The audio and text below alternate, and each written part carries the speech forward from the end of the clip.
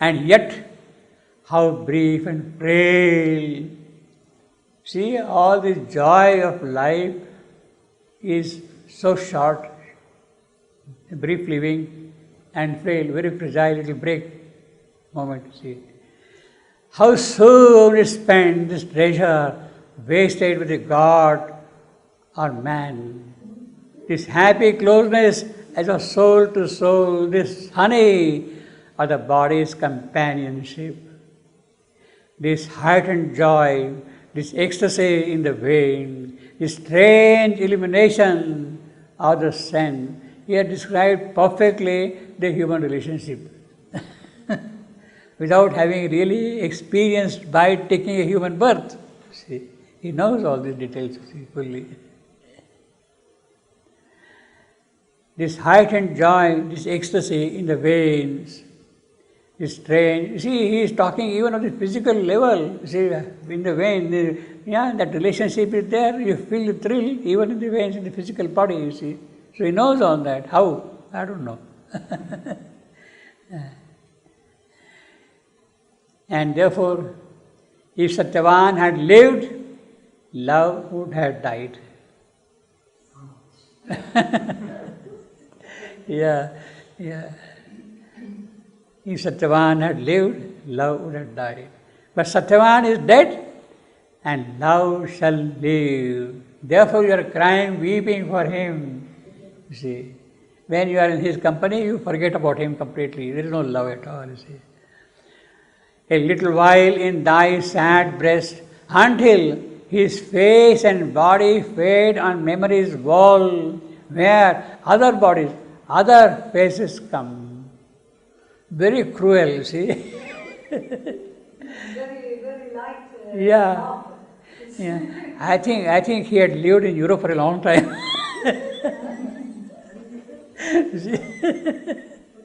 Yeah. His face and body fade out on memory's wall. You forget about the whole thing, and then again you take some other person as your companion, move on, forget. Or you got children, you get busy with the children and forget about your lover, you see. Very modern also.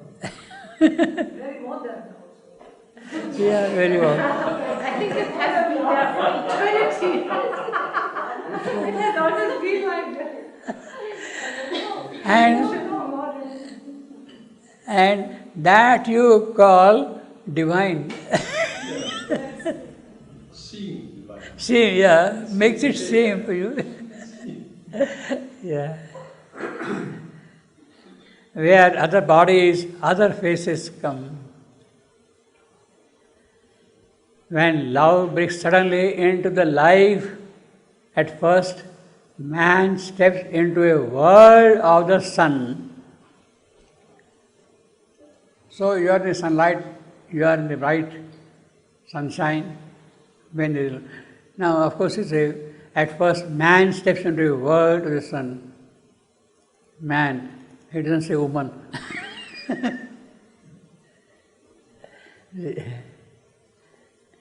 In his passion, he feels his heavenly element.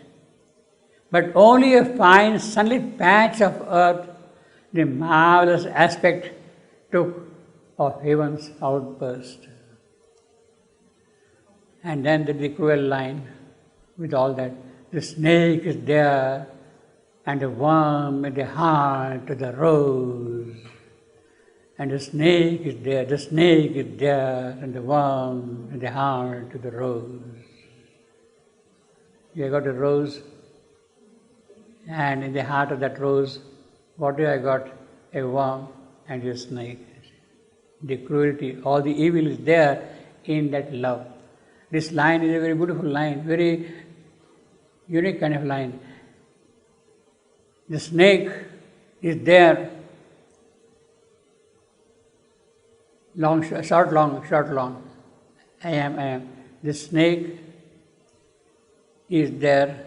There gets a kind of an emphasis, therefore it is I am.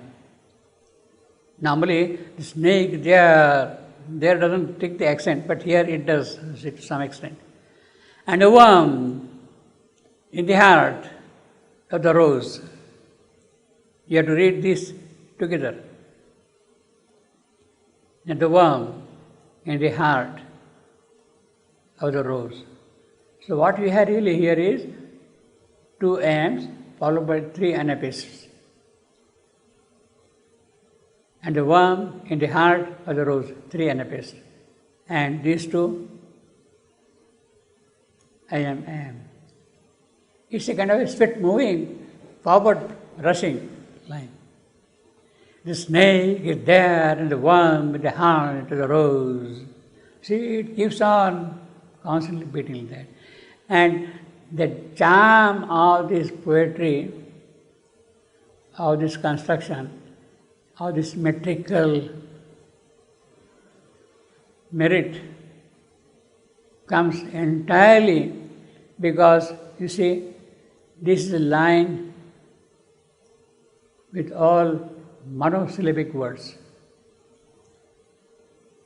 Each word, just the snake is there and the worm in the heart of the rose. All monosyllabic words. Monosyllabic. It's not, see, only one syllable. Only one syllable, you see. It is that which gives a kind of a power to the metrical formulation. You see, for instance, now here, the marvelous aspect of the heavens outburst. You can see the crowding there of vowels. But here, the snake is there and the worm with the heart of the rose. See? So that is that which gives really a power to the line also. The worm and the snake, they become more powerful because of the monosyllabic nature of the line also. So while you are talking of love and all that, what is there? There is a snake. There is a worm which is going to eat into the rose. A word, a moment's act can slay the god. All your imaginations, all your love, etc., they are there. But you don't realize that there is a snake and there is a worm. And they can, in a moment, slay even the god. The god of love, you see.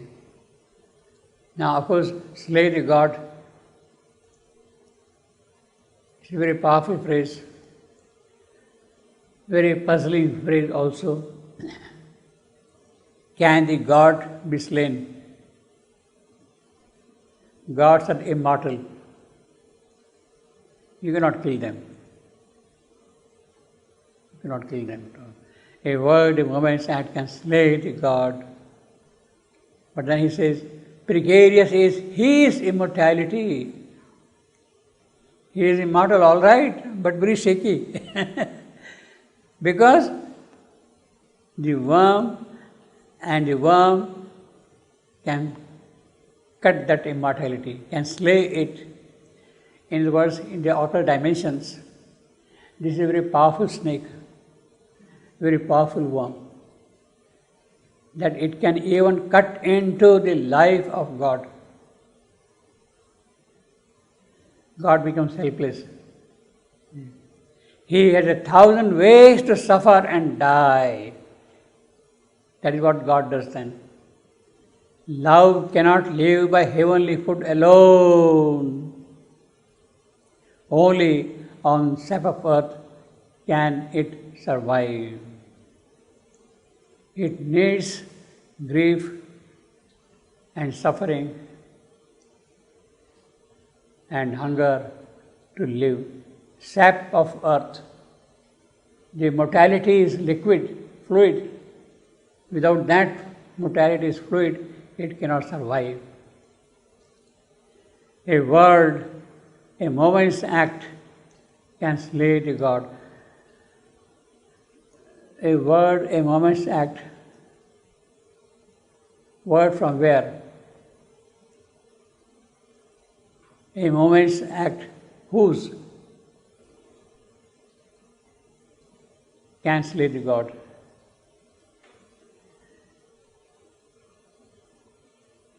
After all, he is a vital God who is living here.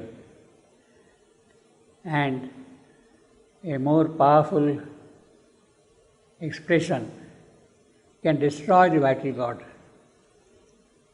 It is as if the vital God becomes asuric and a divine power can destroy it. A word, a moment's act can slay the God. Precarious is his immortality. He has 1,000 ways to suffer and die.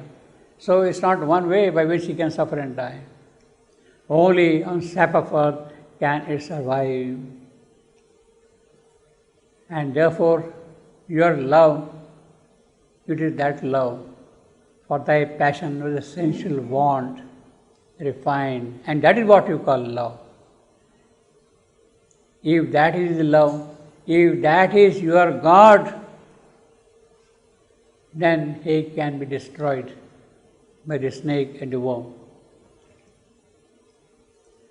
A hunger of the body and the heart. So it is both physical and emotional.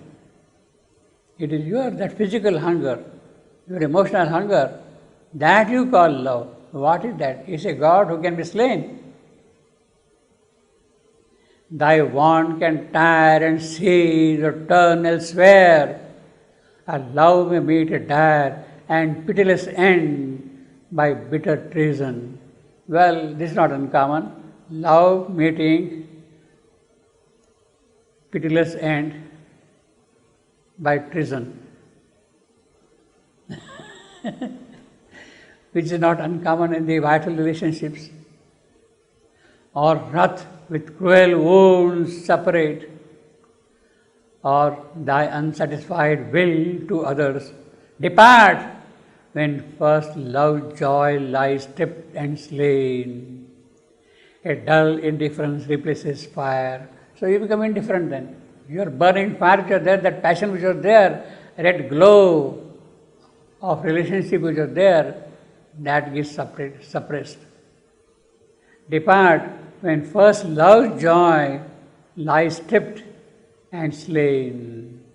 A dull indifference replaces fire. You get tired of that relationship, you forget it, you want to get out of it, you see. Or an endearing habit, imitable love. An outward and uneasy union lasts, or the routine of a life's compromise. Well, that is what the human relationship is between the lover and the beloved. He is there at the same time. Well, let us live together. We don't agree with each other. We don't get along with each other. All right. But still, let us live together, you see, and goes on, you see. As if a kind of a helpless need is there, and you compromise everything because of that. An outward and uneasy union lasts, or the routine of a life's compromise, where when the seed of oneness had been cast into a semblance of spiritual ground by a divine adventure of heavenly powers, to strive, constant associates without joy. So they strive, they remain, but without joy. That is the relationship. Two egos straining in a single leash, so you are caught in the same leash, two egos. And that leash you call love. That single leash you call love. You are tied, these two egos are tied by that love. Two minds divided by their jarring thoughts. You constantly argue with each other, still you do not separate from each other. Two spirits disjoined, forever separate. So that is the nature of human love. With all glorious dreams, you come together, and finally a stage may come when you divorce and everything is gone. Thus, it is ideal falsified. You came with love, you did this thing, that thing, etc., under the name of a name, love. And finally, what happens? That love gets falsified in man's world, in the human world, in the passion of emotions. Trivial, somber disillusion comes. Life's harsh reality stares at the soul. Life's harsh reality stares at the soul. Heaven's hour adjourned flees into bodiless time. Now, I don't know why he is lecturing to Savitri all this. Savitri understands that thing. One hint is enough for her. But he is kind of enjoying this description. But then his whole emphasis is, elaboration is, the rasa of relationship is by elaborating, well, this is what you are, you live in this world in this manner. Heaven's hour adjourned flees into bodiless time, goes away, you see. You have come together, that is the heaven's hour, but then it flies away, disappears.